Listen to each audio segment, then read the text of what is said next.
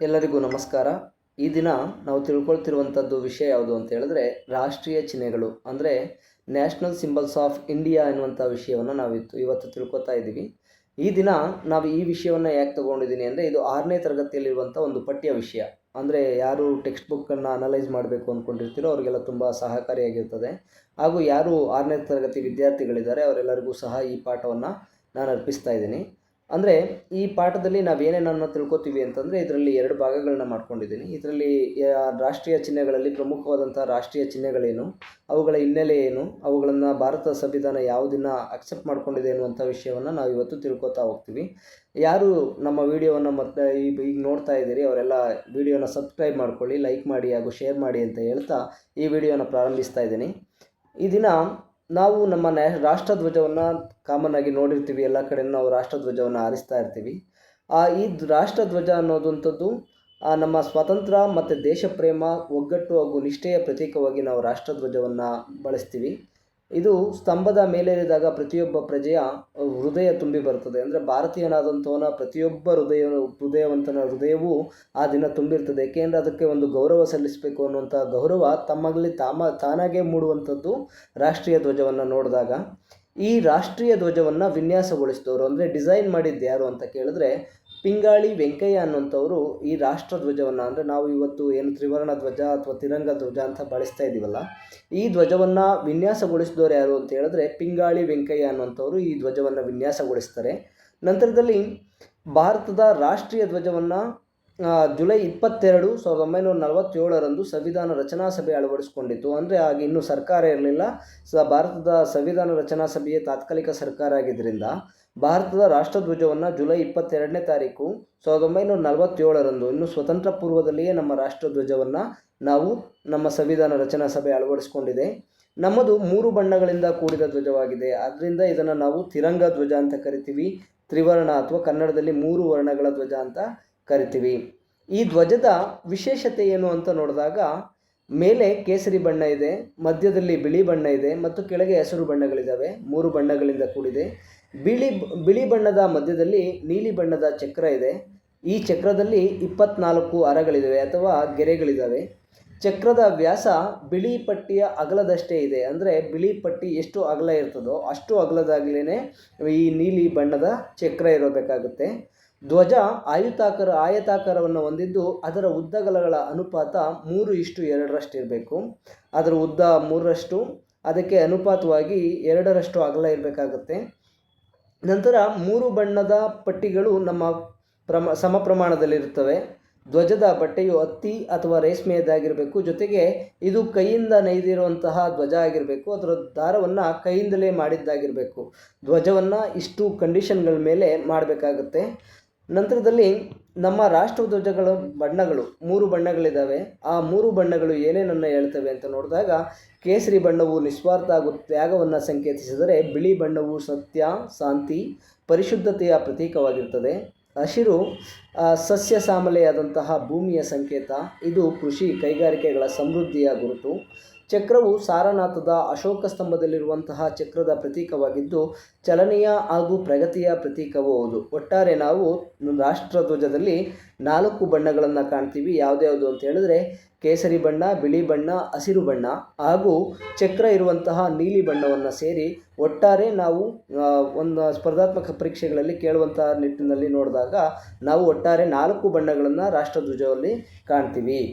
ನಂತರ ರಾಷ್ಟ್ರಧ್ವಜ ಸಂಹಿತೆ ಅನ್ನುವಂಥದ್ದು, ಅದಕ್ಕೆ ಒಂದಷ್ಟು ನಿಯಮಗಳಿದ್ದಾವೆ. ಆ ರಾಷ್ಟ್ರಧ್ವಜ ಸಂಹಿತೆಯನ್ನು 2002ರಲ್ಲಿ ರೂಪಿಸಿದ್ದಾರೆ.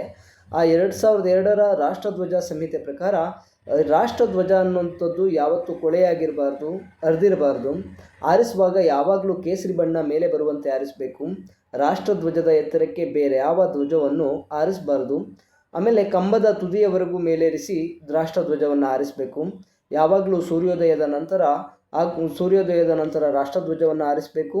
ಸೂರ್ಯಾಸ್ತದ ಮೊದಲೇ ರಾಷ್ಟ್ರಧ್ವಜವನ್ನು ಇಳಿಸಿ ಮಡಚಿಡಬೇಕು. ಆಮೇಲೆ ರಾಷ್ಟ್ರೀಯ ಶೋಕವನ್ನು ಆಚರಿಸುವ ಸಮಯದಲ್ಲಿ ಅಂದರೆ ರಾಷ್ಟ್ರ ಪ್ರಮುಖರು ಯಾರಾದರೂ ನಿಧನ ಹೊಂದಿದಾಗ ಅಥವಾ ರಾಷ್ಟ್ರದ ಶೋಕ ದಿನ ಅಂತ ರಾಷ್ಟ್ರ ನಿರ್ಧಾರ ಮಾಡಿದಂಥ ಸಮಯದಲ್ಲಿ ನಾವು ಧ್ವಜವನ್ನು ಅರ್ಧ ಎತ್ತರಕ್ಕೆ ಅಂದರೆ ಅರ್ಧ ಕಂಬದ ಎತ್ತರಕ್ಕೆ ಆರಿಸುವಂಥದ್ದು ಇರಬೇಕು. ಮತ್ತು ಧ್ವಜವನ್ನು ಹಿಡ್ಕೊಂಡು ನಡ್ಕೊಂಡು ಹೋಗಬೇಕಾದ್ರೆ ನಾವು ಅದನ್ನು ಬಲಗೈಲೇ ಹಿಡ್ಕೊಂಡು ನಡ್ಕೊಂಡು ಹೋಗಬೇಕಾಗತ್ತೆ. ಧ್ವಜವನ್ನು ನೆಲಕ್ಕೆ ತಾಗಿಸಬಾರ್ದು. ಆಗ ಅದ್ರ ಜೊತೆಗೆ ನಾವು ಈಗ ಪ್ರಸ್ತುತ ಬಳಸ್ತಿರುವಂಥ ಪ್ಲಾಸ್ಟಿಕ್ ಧ್ವಜಗಳನ್ನ ಬಳಸಬಾರ್ದು. ಇದ್ರ ಬಗ್ಗೆ ಎಲ್ಲರಿಗೂ ತಿಳುವಳಿಕೆಯನ್ನು ಮೂಡಿಸಬೇಕಾಗತ್ತೆ. ನಂತರ ರಾಷ್ಟ್ರಧ್ವಜವನ್ನು ಉರಿಸುವುದಾಗಲಿ, ಕೆಡಿಸುವುದಾಗಲಿ ಅಥವಾ ಕಾಲಡಿಯಲ್ಲಿ ಹಾಕುವುದಾಗಲಿ, ಆಳುಗಿಡುವುದಾಗಲಿ ಅಥವಾ ಅದಕ್ಕೆ ಯಾವುದೇ ತರಹದ ಅಗೌರವ ತೋರುವ ರೀತಿಯಲ್ಲಿ ನಡೆದುಕೊಂಡರೆ, ಮಾತು, ಬರಹ ಅಥವಾ ಕೃತ್ಯದ ಮೂಲಕ ಅಗೌರವ ತೋರಿದರೆ ರಾಷ್ಟ್ರೀಯ ಗೌರವದ ಅವಮಾನ ವಿರೋಧಿ ಕಾಯ್ದೆಯಡಿ ಶಿಕ್ಷೆಗೆ ಗುರಿಪಡಿಸಲಾಗುವುದು. ಅಂದರೆ ನಾವು ನಮ್ಮ ರಾಷ್ಟ್ರಧ್ವಜಕ್ಕೆ ಯಾವುದೇ ರೀತಿಯಲ್ಲಾದ್ರೂ ಅವಮಾನವನ್ನು ಮಾಡಿದರೆ ನಾವು ಅದಕ್ಕೆ ರಾಷ್ಟ್ರೀಯ ಗೌರವ ಅವಮಾನ ವಿರೋಧಿ ಕಾಯ್ದೆಯಡಿಯಲ್ಲಿ ಶಿಕ್ಷೆಗೆ ಗುರಿಪಡಿಸಬೇಕಾಗುತ್ತೆ. ನಂತರದಲ್ಲಿ ರಾಷ್ಟ್ರಧ್ವಜವನ್ನು ಎಲ್ಲಿ ತಯಾರಿಸ್ತಾರೆ ಅಂತ ನೋಡಿದಾಗ, ಭಾರತದ ರಾಷ್ಟ್ರಧ್ವಜ ಸಂಹಿತೆ 2002ರಲ್ಲಿ ಇದನ್ನು ಜಾರಿಗೆ ತರಲಾಗಿದೆ. ರಾಷ್ಟ್ರಧ್ವಜ ತಯಾರಿಕೆ ಭಾರತ ರಾಷ್ಟ್ರಧ್ವಜವನ್ನು ಖಾದಿ ಮತ್ತು ಗ್ರಾಮೋದ್ಯೋಗ ಆಯೋಗದವರು ತಯಾರಿಸುವ ಹಕ್ಕು ನೀಡುತ್ತಾರೆ. ಪ್ರಸ್ತುತ ಭಾರತದಲ್ಲಿ ರಾಷ್ಟ್ರಧ್ವಜವನ್ನು ತಯಾರಿಸುವ ಹಕ್ಕನ್ನು ಕರ್ನಾಟಕ ಖಾದಿ ಗ್ರಾಮೋದ್ಯೋಗ ಸಂಯುಕ್ತ ಸಂಘದವರು ಪಡೆದಿರ್ತಾರೆ. ಅಂದರೆ ಭಾರತದಾದ್ಯಂತ ಹಾರಿಸುವ ರಾಷ್ಟ್ರಧ್ವಜವನ್ನು ನಮ್ಮ ಕರ್ನಾಟಕದ ಖಾದಿ ಗ್ರಾಮೋದ್ಯೋಗ ಸಂಯುಕ್ತ ಸಂಘದವರು ಪಡೆದಿದ್ದಾರೆ. ಒಟ್ಟು 56 ಘಟಕಗಳಿದ್ದಾವೆ. ಆ 56 ಘಟಕಗಳಲ್ಲಿ ಈ ರಾಷ್ಟ್ರಧ್ವಜವನ್ನು ತಯಾರಿಕೆಯನ್ನು ಮಾಡ್ತಾರೆ. ಭಾರತದಲ್ಲಿ ರಾಷ್ಟ್ರಧ್ವಜವನ್ನು ತಯಾರಿಸುವ ಮತ್ತು ವಿತರಿಸುವ ಏಕೈಕ ಘಟಕವಾಗಿದೆ. ಇದು ಕರ್ನಾಟಕ ಖಾದಿ ಗ್ರಾಮೋದ್ಯೋಗ ಸಂಯುಕ್ತ ಸಂಘವು ಧಾರವಾಡ ಜಿಲ್ಲೆಯ ಹುಬ್ಬಳ್ಳಿ ಬಳಿಯ ಗರಗ ಎಂಬಲ್ಲಿ ಕಂಡುಬರುತ್ತದೆ. ನಾವು ಇದ್ರ ಬಗ್ಗೆ ರಾಷ್ಟ್ರಧ್ವಜ ಬಗ್ಗೆ ನೋಡಬೇಕಾದ್ರೆ ನಾವು ಕರ್ನಾಟಕದಿಂದಲೇ ಇದನ್ನು ಉತ್ಪಾದಿಸಿ ಅಥವಾ ತಯಾರಿಸಿ ನಾವು ಬೇರೆ ಎಲ್ಲ ರಾಜ್ಯಗಳಿಗೂ ನೀಡ್ತೀವಿ. ನಂತರದಲ್ಲಿ ನಮ್ಮ ರಾಷ್ಟ್ರ ಲಾಂಛನ ಪಕ್ಕದಲ್ಲಿ ಕಾಣ್ತಾ ಇದೆಯಲ್ಲ, ಅದೇ ನಮ್ಮ ರಾಷ್ಟ್ರ ಲಾಂಛನ. ಅಂದರೆ 4 ಸಿಂಹಗಳು ತಲೆಗಳುಳ್ಳಂತಹ ಒಂದು ಸಿಂಹ ಬೋಧಿಗೆಯನ್ನು ನಾವು ರಾಷ್ಟ್ರಧ್ವಜ ಅಂತ ರಾಷ್ಟ್ರ ಲಾಂಛನ ಅಂತ ಕರಿತೀವಿ. ಇದು ನಮ್ಮ ರಾಷ್ಟ್ರ ಲಾಂಛನವನ್ನು ನೋಡಿದಾಗ ಇದು ಸಾರನಾಥದ ಅಶೋಕನ ಒಂದು ಶಿಲಾಸ್ತಂಭದ ಬೋಧಿಗೆಯ ರೂಪಾಂತರ. ಇದು ಅಶೋಕನ ಕಾಲದ್ದು ಒಂದು ಸಾರನಾಥದ ಸ್ತಂಭ ಅನ್ನುವಂಥದ್ದು. ಅದರಿಂದ ನಾವು ಇದನ್ನು ಆಯ್ಕೆ ಮಾಡ್ಕೊಂಡಿದ್ದೀವಿ. ಬೋಧಿಗೆಯಲ್ಲಿ ಸಿಂಹಗಳಿರುವುದರಿಂದ ಇದನ್ನು ಸಿಂಹ ಬೋಧಿಗೆ ಎಂದು ಕರೆಯುತ್ತಾರೆ. ಓಕೆ, ಈ ಬೋಧಿಗೆ ಯಾವ ರೀತಿಯಾಗಿದೆ ಅಂತಂದರೆ 4 ತಲೆಗಳುಳ್ಳಂತಹ ಸಿಂಹ, ಒಂದಕ್ಕೊಂದು ಹಿಂಭಾಗದಲ್ಲಿ ತಲೆ ಇರುವಂಥದ್ದನ್ನು ನೋಡ್ಬೋದು. 4 ದಿಕ್ಕಿಗೆ 4 ತಲೆಗಳಿದ್ದಾವೆ. ನಂತರ ಸಾರನಾಥದ ಸಿಂಹ ಬೋಧಿಗೆಯು ನಮ್ಮ ರಾಷ್ಟ್ರ ಲಾಂಛನ ಅಥವಾ ಮುದ್ರೆಯಾಗಿದೆ.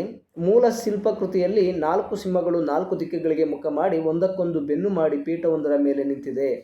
ಈ ಪೀಠ ದುಂಡಾಗಿದ್ದು ಅದರ 4 ದಿಕ್ಕುಗಳಲ್ಲೂ ಒಂದೊಂದು ಚಕ್ರವಿದೆ. ಆ ಚಕ್ರಗಳ ನಡುವೆ ಆನೆ, ಗೂಳಿ, ಕುದುರೆ, ಸಿಂಹಗಳ ಚಿತ್ರಣವಿದೆ. ಪೀಠದಲ್ಲಿರುವ ಚಕ್ರವನ್ನು ಧರ್ಮಚಕ್ರವೆಂದು ಕರೆಯುತ್ತಾರೆ. ಒಂದು ಸಲ ಇದನ್ನು ಕಾಂಪಿಟೇಟಿವ್ ಆಗಿ ಪ್ರಶ್ನೆಯಾಗಿ ಕೇಳಿದರು, ರಾಷ್ಟ್ರ ಲಾಂಛನದಲ್ಲಿರುವಂತಹ ಪ್ರಾಣಿಗಳ ಸಂಖ್ಯೆ ಎಷ್ಟು ಅಂತ. ಹಾಗಾಗಿ ನಾವು ಇದನ್ನು ತಿಳ್ಕೊಬೇಕಾಗತ್ತೆ. ಪೀಠದ ಚಕ್ರಗಳ ನಡುವೆ ಆನೆ, ಗೂಳಿ, ಕುದುರೆ, ಸಿಂಹಗಳ ಚಿತ್ರಣ ಇರುವಂಥದ್ದನ್ನು ನಾವು ತಿಳ್ಕೊಬೇಕಾಗತ್ತೆ. ನಂತರ ನಮ್ಮ ರಾಷ್ಟ್ರಧ್ವಜದ ಬಿಳಿಯ ಪಟ್ಟಿಯ ನಡುವೆ ಇದೇ ಚಕ್ರದ ಚಿಹ್ನೆ ಇದೆ. ನಾವೇನು ಇಲ್ಲಿ ರಾಷ್ಟ್ರ ಲಾಂಛನದ ಮಧ್ಯೆ ಚಕ್ರಗಳನ್ನ ನೋಡ್ತಾ ಇದ್ದೀವಲ್ಲ, ಇದೇ ಚಕ್ರದ ಚಿಹ್ನೆ ನಮ್ಮ ರಾಷ್ಟ್ರಧ್ವಜದಲ್ಲಿ ಇರುವಂಥದ್ದನ್ನು ನಾವು ನೋಡ್ಬೋದಾಗುತ್ತೆ. ನಂತರದಲ್ಲಿ ಭಾರತ ಸರ್ಕಾರವು ನಮ್ಮ ರಾಷ್ಟ್ರ ಲಾಂಛನವನ್ನು 26 ಜನವರಿ 1951ರಂದು ಅಂಗೀಕರಿಸಿತು. ಚಿತ್ರದಲ್ಲಿ 3 ಸಿಂಹಗಳು ಮಾತ್ರ ಕಾಣಿಸ್ತವೆ. ಏಕೆಂತಂದರೆ ಹಿಂಭಾಗದಲ್ಲಿರುವಂಥ ಚಿತ್ರವನ್ನು ನಾವು ತೆಗೆಯೋದಕ್ಕಾಗೋದಿಲ್ಲ. ಹಾಗಾಗಿ ಹಿಂಭಾಗದಲ್ಲಿರುವಂಥ ಚಿತ್ರ ತೆಗೆಯೋದಕ್ಕೆ ಹೋದಾಗ 3 ತಲೆಗಳಿದೆ ಅನ್ನೋ ರೀತಿಯಲ್ಲಿ ನಮಗೆ ಕಾಣಿಸುತ್ತೆ. ಆದರೆ 4 ದಿಕ್ಕಿಗೆ 4 ಸಿಂಹಗಳಿರೋದನ್ನು ನಾವು ಕಾಣಬೇಕಾಗುತ್ತೆ. ನಂತರ ಪೀಠದ ಕೆಳಗೆ ದೇವನಾಗರಿ ಲಿಪಿಯಲ್ಲಿ ಬರೆದ ಸತ್ಯಮೇವ ಜಯತೆ, ಅಂದರೆ ಸತ್ಯವೊಂದೇ ಗೆಲ್ಲುತ್ತದೆ ಎಂಬಂತಹ ಮುಂಡಕ ಉಪನಿಷತ್ತನ್ನ ವಾಕ್ಯ ಇರೋದನ್ನು ನಾವಿಲ್ಲಿ ತಿಳ್ಕೊಬೇಕಾಗತ್ತೆ. ಹಾಗಾಗಿ ಇದು ನಮ್ಮ ರಾಷ್ಟ್ರ ಲಾಂಛನದ ಬಗ್ಗೆ ಒಂದು ಮಾಹಿತಿ. ನಂತರ ನಮ್ಮ ರಾಷ್ಟ್ರಗೀತೆ ಯಾವುದು ಅಂತ ಹೇಳಿದ್ರೆ ಜನಗಣಮನ ಅನ್ನುವಂಥದ್ದು ನಮ್ಮ ರಾಷ್ಟ್ರಗೀತೆ ಆಗಿರ್ತದೆ. ಇದನ್ನು ರವೀಂದ್ರನಾಥ ಠಾಕೂರ್ ಅವರು 1911ರಲ್ಲಿ ಬಂಗಾಳಿ ಭಾಷೆಯಲ್ಲಿ ಬರೀತಾರೆ. ಇದು ಒಂದು ದೀರ್ಘ ಗೀತೆಯಾಗಿದ್ದು ಇದರಲ್ಲಿ 5 ವೃತ್ತಗಳಿದ್ದಾವೆ. ಅದರಲ್ಲಿ ಮೊದಲ ವೃತ್ತವನ್ನು ಮಾತ್ರ ರಾಷ್ಟ್ರಗೀತೆ ಎಂದು ಸಂವಿಧಾನ ಸಭೆಯು ಜನವರಿ 24, 1950ರಂದು ಅಂಗೀಕರಿಸುತ್ತದೆ. ನಂತರ ಈ ಗೀತೆಯನ್ನು ಆಡಲು ಬೇಕಾಗುವ ಕಾಲಾವಧಿ 52 ಸೆಕೆಂಡುಗಳು. ಕೆಲವು ಸಂದರ್ಭಗಳಲ್ಲಿ ಸಂಕ್ಷಿಪ್ತವಾಗಿ ಅಂದರೆ ಕಡಿಮೆ ಮಾಡಿ ಆಡುವಂಥದ್ದು ಪ್ರತೀತಿ ಇದೆ. ಅದರಲ್ಲಿ ಮೊದಲ ಮತ್ತು ಕೊನೆಯ ಸಾಲುಗಳನ್ನು ಮಾತ್ರವೇ ಆಡಲಾಗ್ತದೆ. ಇದಕ್ಕೆ ಸುಮಾರು 20 ಸೆಕೆಂಡ್ಗಳ ಕಾಲವನ್ನು ತೆಗೆದುಕೊಳ್ಳುತ್ತದೆ. ಅಂದರೆ ಮೊದಲು ಮತ್ತು ಕೊನೆಯ ಸಾಲುಗಳನ್ನು ಮಾತ್ರ ಸಂಕ್ಷಿಪ್ತವಾಗಿ ಚಿಕ್ಕದಾಗಿ ಆಡೋದಕ್ಕೆ ಬಳಸ್ಕೊಳ್ಳುವಂಥ ಸಮಯ ಎಷ್ಟು ಅಂದರೆ 20 ಸೆಕೆಂಡ್ಗಳು. ಒಟ್ಟಾರೆ ನಮ್ಮ ರಾಷ್ಟ್ರಗೀತೆಯನ್ನು ಆಡೋದಕ್ಕೆ 52 ಸೆಕೆಂಡ್ಗಳನ್ನು ನಾವು ತೆಗೆದುಕೊಳ್ಬೇಕಾಗುತ್ತೆ. ನಂತರ ರಾಷ್ಟ್ರಗೀತೆಗೆ ಗೌರವ ಸಲ್ಲಿಸುವುದು ಪ್ರತಿಯೊಬ್ಬ ಭಾರತೀಯನ ಕರ್ತವ್ಯ. ಗೌರವ ಸೂಚಿಸುವುದು ಅದರ ಆಡುವಿಕೆಗೆ ಅಥವಾ ಗೌರವ ಸೂಚಿಸದಿರುವುದು ಮತ್ತು ಅದರ ಆಡುವಿಕೆಗೆ ಅಡ್ಡಿಪಡಿಸುವುದು ಶಾಸನದ ಪ್ರಕಾರ ಶಿಕ್ಷಾರ್ಹ ಅಪರಾಧ ಆಗಿರ್ತದೆ. ರಾಷ್ಟ್ರಗೀತೆಯನ್ನು ಆಡಬೇಕಾದ್ರೆ ನಾವು ಹೇಗಿರಬೇಕು ಅಂತ ಹೇಳಿದ್ರೆ, ರಾಷ್ಟ್ರಗೀತೆಯನ್ನು ಆಡುವಾಗ ಸಿತ್ತಿನಿಂದ ನೇರವಾಗಿ ನಿಲ್ಲಬೇಕು, ಉಚ್ಚಾರದಲ್ಲಿ ತಪ್ಪಿಲ್ಲದಂತೆ ಆಡಬೇಕು. ಭಾರತದ ರಾಷ್ಟ್ರಗೀತೆಯನ್ನು ಮೊದಲ ಬಾರಿಗೆ ಡಿಸೆಂಬರ್ 27, 1911 ರಾಷ್ಟ್ರೀಯ ಕಾಂಗ್ರೆಸ್ನ ಕಲ್ಕತ್ತಾ ಅಧಿವೇಶನದಲ್ಲಿ ಆಡ್ತಾರೆ.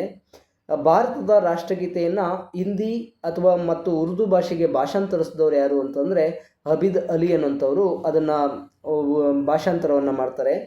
ನೊಬೆಲ್ ಪುರಸ್ಕೃತ ರವೀಂದ್ರನಾಥ ಠಾಗೂರ್ ಅವರು ಬರೆದ ಅಮರ್ ಸೋನಾರ್ ಬಾಂಗ್ಲಾ ಗೀತೆಯು ಬಾಂಗ್ಲಾದೇಶದ ರಾಷ್ಟ್ರಗೀತೆಯಾಗಿ 1971ರಲ್ಲಿ ಅಳವಡಿಕೆಯಾಗ್ತದೆ. ಅಂದರೆ 1971ರಲ್ಲಿ ಬಾಂಗ್ಲಾದೇಶ ಸ್ವತಂತ್ರವಾದ ನಂತರ ಎರಡು ದೇಶಗಳಿಗೂ ಸಹ ರಾಷ್ಟ್ರಗೀತೆಯನ್ನು ಬರೆದವರು ಯಾರು ಅಂತ ಹೇಳಿದ್ರೆ ರವೀಂದ್ರನಾಥ ಠಾಗೂರ್. ಅಂದರೆ ಭಾರತಕ್ಕೆ ಮತ್ತು ಬಾಂಗ್ಲಾದೇಶಕ್ಕೆ ಎರಡೂ ದೇಶಗಳಿಗೂ ಇಲ್ಲಿ ರಾಷ್ಟ್ರಗೀತೆಯನ್ನು ಬರೆದಂಥವ್ರು ಯಾರು ಅಂತ ಹೇಳಿದ್ರೆ ನಾವು ರವೀಂದ್ರನಾಥ ಠಾಗೂರ್ ಅಂತ ಹೇಳಬೇಕಾಗುತ್ತೆ. ಏಕೆಂದರೆ ನಮ್ಮ ರಾಷ್ಟ್ರಗೀತೆಯನ್ನು ಬರೆದಂಥವರು ರವೀಂದ್ರನಾಥ ಠಾಗೂರ್ರೇ. ಹಾಗಾಗಿ ಬಾಂಗ್ಲಾದೇಶದ ರಾಷ್ಟ್ರಗೀತೆಯನ್ನು ಸಹ ರವೀಂದ್ರನಾಥ ಠಾಗೂರ್ ಅವರೇ ಬರೆದಿರುವಂಥದ್ದನ್ನು ನಾವು ನೋಡಬೇಕಾಗುತ್ತೆ. ಇನ್ನು ನಾವಿಲ್ಲಿ ರಾಷ್ಟ್ರಗೀತೆಯ ಅರ್ಥವನ್ನು ನೋಡ್ತೀವಿ. ಕನ್ನಡದಲ್ಲಿ ಜನಗಣಮನ ಅದರ ಭಾವಾನುವಾದ ಏನಿದೆ ಅನ್ನೋದನ್ನು ಇಲ್ಲಿ ಹೇಳಬೇಕಾಗುತ್ತೆ. ಅಂದರೆ ಜನಸಮೂಹದ ಮನಸ್ಸಿನ ಒಡೆಯನಾದ ಸರ್ವೋಚ್ಚ ನಾಯಕನೇ, ಭಾರತದ ಅದೃಷ್ಟವನ್ನು ದಯಪಾಲಿಸುವವನೇ, ನಿನಗೆ ಜಯವಾಗಲಿ. ಪಂಜಾಬ, ಸಿಂಧು, ಗುಜರಾತ್, ಮಹಾರಾಷ್ಟ್ರ, ದ್ರಾವಿಡ ಅಂತೇಳಿದ್ರೆ ಕರ್ನಾಟಕ, ಆಂಧ್ರ, ತಮಿಳುನಾಡು, ಕೇರಳ, ಒಡಿಸ್ಸಾ, ಬಂಗಾಳ, ವಿಂಧ್ಯ, ಹಿಮಾಚಲ ಪರ್ವತಗಳು, ಹಾಗೆ ಗಂಗಾ, ಯಮುನಾ ಇಂತಹ ಜೀವನದಿಗಳು, ಶ್ರೇಷ್ಠವಾದ ಸಮುದ್ರದ ನೀರಿನ ಅಲೆಗಳು ನಿನ್ನ ಮಂಗಳಕರವಾದ ಹೆಸರನ್ನು ಹೇಳಿ ಜಾಗೃತಗೊಳ್ಳುತ್ತವೆ. ನಿನ್ನ ಮಂಗಳಕರವಾದ ಆಶೀರ್ವಚನ ಕೇಳಿಕೊಳ್ಳುತ್ತಾ ನಿನ್ನ ಗೆಲುವಿನ ಗೀತೆಯನ್ನು ಆಡುತ್ತಿವೆ. ಜನಸಮೂಹಕ್ಕೆ ಒಳ್ಳೆಯದನ್ನು ಅನುಗ್ರಹಿಸುವೆ, ನಿನಗೆ ಜಯವಾಗಲಿ. ಭಾರತದ ಭಾಗ್ಯವನ್ನು ಕರುಣಿಸುವವನೇ, ನಿನಗೆ ಜಯವಾಗಲಿ, ಜಯವಾಗಲಿ ಎನ್ನುವಂಥದ್ದು ಕನ್ನಡದಲ್ಲಿ ಇರುವಂತಹ ಭಾವಾನುವಾದವಾಗಿರ್ತದೆ. ಇದರ ಭಾವವನ್ನು ನಾವು ತಿಳ್ಕೋಬೇಕಾಗತ್ತೆ.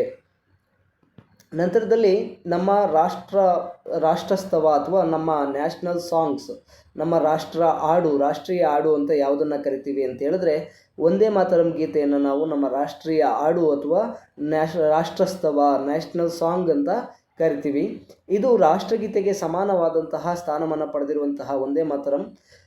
ಸಮಾರಂಭಗಳಲ್ಲಿ ಒಂದೇ ಮಾತರಂ ಪ್ರಾರಂಭದಲ್ಲಿ ಪ್ರಾರ್ಥನೆಯಾಗಿಯೂ ಜನಗಣಮನವನ್ನು ಕೊನೆಯಲ್ಲಿ ಮಂಗಳಗೀತೆಯಾಗೂ ಆಡಲಾಗುತ್ತದೆ.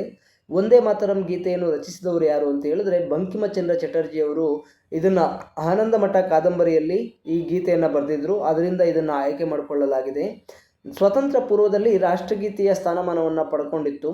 ಇದು ಭರತಖಂಡದ ಚೆಲುವನ್ನು, ತಾಯ್ನಾಡ ಪ್ರೇಮವನ್ನು ವರ್ಣಿಸುತ್ತದೆ. ಲಕ್ಷಾಂತರ ಜನರಲ್ಲಿ ದೇಶಭಕ್ತಿಯನ್ನು ಈ ಗೀತೆ ಉದ್ದೀಪನಗೊಳಿಸುತ್ತದೆ. ಅಂದರೆ ಸ್ವತಂತ್ರ ಬರುವುದಕ್ಕಿಂತಲೂ ಮೊದಲು ನಾವು ಒಂದೇ ಮಾತರಂ ಗೀತೆಯನ್ನು ರಾಷ್ಟ್ರಗೀತೆಯಾಗಿ ಪಡ್ಕೊಂಡಾಗಿತ್ತು. ಆದರೆ ರಾಷ್ಟ್ರಗೀತೆಯನ್ನು ಸ್ವತಂತ್ರ ನಂತರದಲ್ಲಿ ಬದಲಾಯಿಸಿರೋದನ್ನು ನೋಡಬೇಕಾಗುತ್ತೆ. ರಾಷ್ಟ್ರ ಪ್ರೇಮಕ್ಕಾಗಿ, ದೇಶದ ರಕ್ಷಣೆಗಾಗಿ ಜನರು ತಮ್ಮ ಪ್ರಾಣವನ್ನು ಪಣವಾಗಿಟ್ಟು ತಮ್ಮ ಕೊನೆಯ ಉಸಿರು ಇರುವ ತನಕ ಒಂದೇ ಮಾತರಂ ಆಡಿದ್ದುಂಟು. ನಾಡಿನ ಜನರಲ್ಲಿ ಇದು ಕೇವಲ ಗೀತೆ ಮಾತ್ರ ಆಗಿರಲಿಲ್ಲ, ಬೆಂಕಿಯ ಜ್ವಾಲೆಯಾಗಿತ್ತು, ಸಮರ್ಪಣೆಯ ಮಂತ್ರವಾಗಿತ್ತು. ಈ ಗೀತೆಯನ್ನು ರಾಷ್ಟ್ರಗೀತೆಯನ್ನಾಗಿ ಅಂಗೀಕರಿಸಲು ಕೆಲವರು ಒಪ್ಪಲಿಲ್ಲ. ಸಂವಿಧಾನದಲ್ಲಿ ಇದನ್ನು ರಾಷ್ಟ್ರಸ್ತವವಾಗಿ ಅಂಗೀಕರಿಸಲಾಗಿದೆ. ಅಂದರೆ ಇದನ್ನು ರಾಷ್ಟ್ರಗೀತೆಯಾಗಿ ಒಪ್ಪೋದಕ್ಕೆ ಕೆಲವರು ಒಪ್ಪದ ಕಾರಣದಿಂದಾಗಿ ರಾಷ್ಟ್ರಗೀತೆಯಾಗಿ ನಾವು ರವೀಂದ್ರನಾಥ ಠಾಗೂರ್ ಅವರು ರಚಿಸಿರುವಂಥ ಜನಗಣಮನವನ್ನು ಒಪ್ಕೊಂಡಿದ್ದೀವಿ. ಇದನ್ನು ರಾಷ್ಟ್ರೀಯ ಹಾಡು ಅಥವಾ ರಾಷ್ಟ್ರಸ್ತವ ಅನ್ನುವಂಥ ವಿಷಯದಲ್ಲಿ ನ್ಯಾಷನಲ್ ಸಾಂಗ್ ಅಂತ ನಾವು ಒಂದೇ ಮಾತರಂ ಗೀತೆಯನ್ನು ಒಪ್ಕೊಂಡಿದ್ದೀವಿ. ಇದಾದ ನಂತರ ಇನ್ನೂ ಅನೇಕ ವಿಚಾರಗಳಿದ್ದಾವೆ. ಅಂತಂದರೆ ಇನ್ನು ರಾಷ್ಟ್ರೀಯ ಪ್ರಾಣಿ, ರಾಷ್ಟ್ರೀಯ ಜಲಚರ ಪ್ರಾಣಿ, ರಾಷ್ಟ್ರೀಯ ಹೂವು, ಇನ್ನು ಮುಂತಾದ ವಿಷಯಗಳನ್ನು ಭಾಗ 2ರಲ್ಲಿ ಮುಂದುವರಿಯುತ್ತದೆ. ಎಲ್ಲರೂ ನಮ್ಮ ಚಾನಲ್ನ ದಯವಿಟ್ಟು ಸಬ್ಸ್ಕ್ರೈಬ್ ಮಾಡ್ಕೊಳ್ಳಿ ಹಾಗೂ ಶೇರ್ ಮಾಡಿ, ಲೈಕ್ ಮಾಡಿ ಅಂತ ಹೇಳ್ತಾ ಈ ದಿನದ ವಿಡಿಯೋವನ್ನು ಮುಗಿಸ್ತಾ ಇದ್ದೀನಿ. ಮುಂದಿನ ಭಾಗದಲ್ಲಿ ಇದರ ಮುಂದುವರೆದ ಭಾಗವನ್ನು ನಾನು ವಿಡಿಯೋ ಮಾಡಿ ಕಳಿಸ್ಕೊಡ್ತೀನಿ. ಎಲ್ಲರಿಗೂ ಧನ್ಯವಾದಗಳು. Thank you.